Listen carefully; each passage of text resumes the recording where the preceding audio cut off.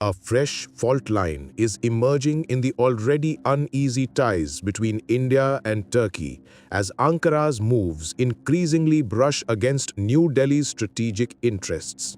The strain is now visible in the area of defense logistics, where doubts are growing over whether Turkey's posture is starting to disrupt India's ability to move critical equipment along established transit corridors.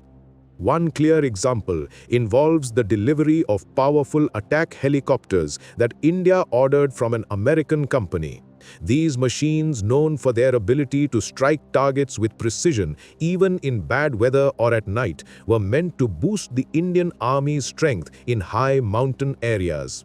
A large transport plane loaded with the helicopters took off, heading toward India, but partway through the journey, it had to turn around and go back to where it started. The reason?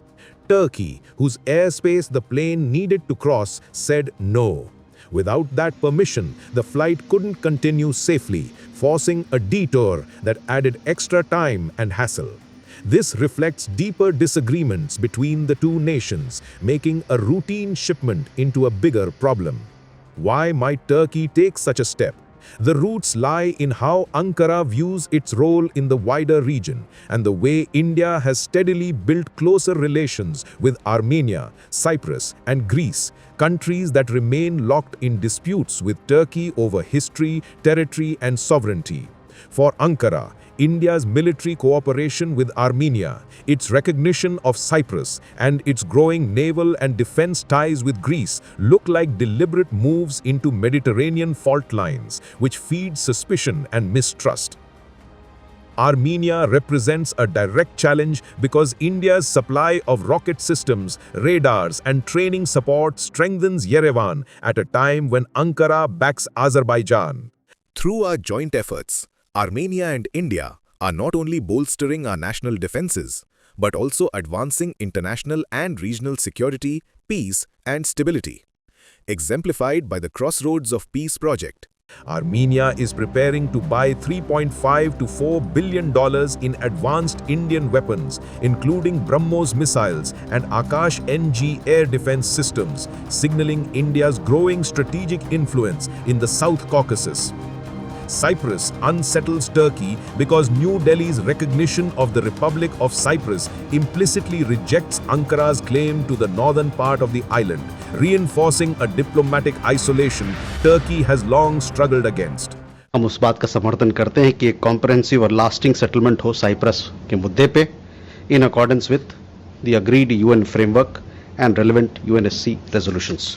Prime Minister Narendra Modi's visit to Cyprus strengthened bilateral ties, with agreements to boost defense, maritime, cybersecurity, and tech cooperation.